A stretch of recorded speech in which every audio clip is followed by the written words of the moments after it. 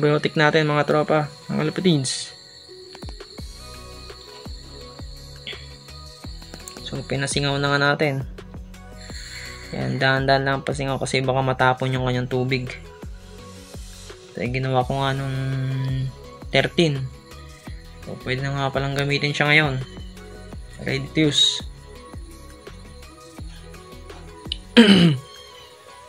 Napakalakas ng acid niya guys. Yan. Parang coke lang na inalog-alog ah. Yan. So ang paggamit nga pala nito guys ay gaya ng mga napapanood natin sa iba na 1 tablespoon o 2 tablespoon sa 1 litrong tubig. Ipapainom natin sa mga ibon natin. O pwede rin to sa ibang hayop gaya ng mga manok, mga baboy, ganon. Per liter ang pagtimpla na ito. Yan. Pwede rin itong pang binder sa mga patoka. 1 tablespoon. At lagyan na natin ng mga pwede rin binder ng malunggay powder o mga pink mineral. Yan. So testing nga lang pala ito guys na paggawa ng probiotics ko.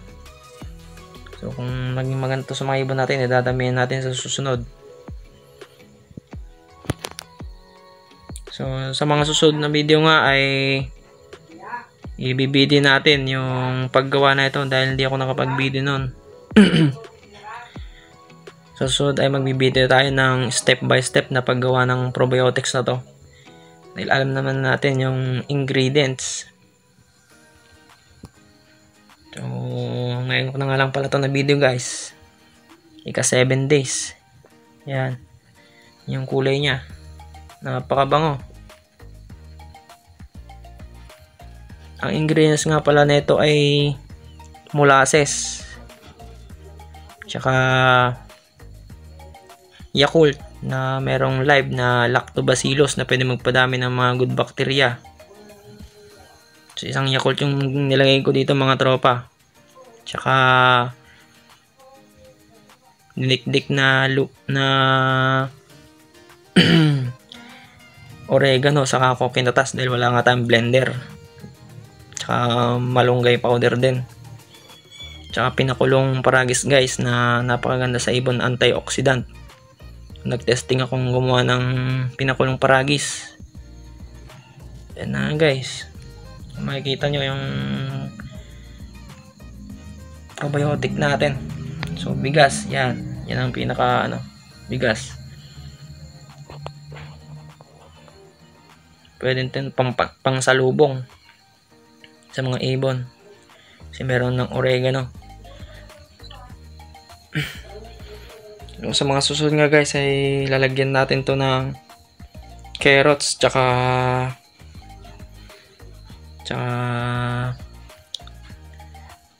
saging. Pag meron tayong blender, magbe-blend tayo. So 1 liter nga muna yung testing na ginawa natin. Yan. Makita yung umangat na yung acid. So napaka-quality na nagawa natin probiotic guys. Oops. Sara muna. Puno na.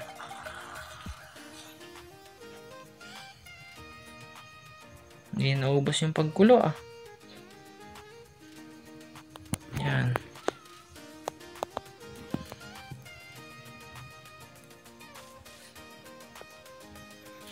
Walang sayang.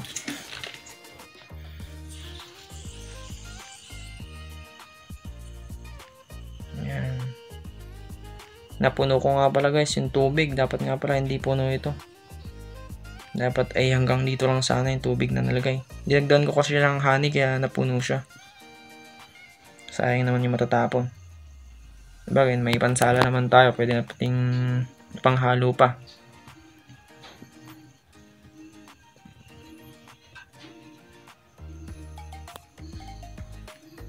Yan.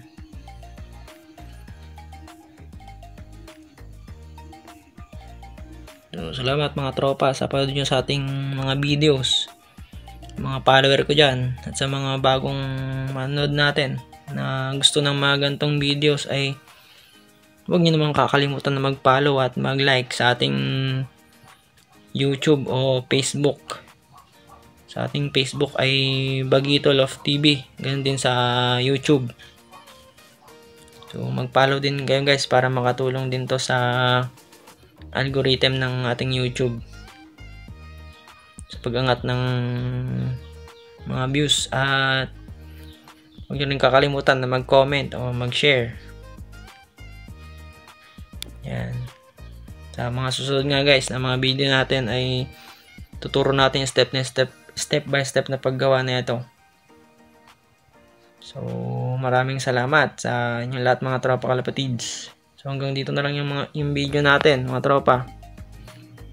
So dito ko natatapusin yung video na about sa 7 days ng probiotics natin. So keep watching lang sa ating mga videos. Kung ikaw ay nag-aalaga ng mga kalapate ay kasama ka sa channel na to. So bye bye.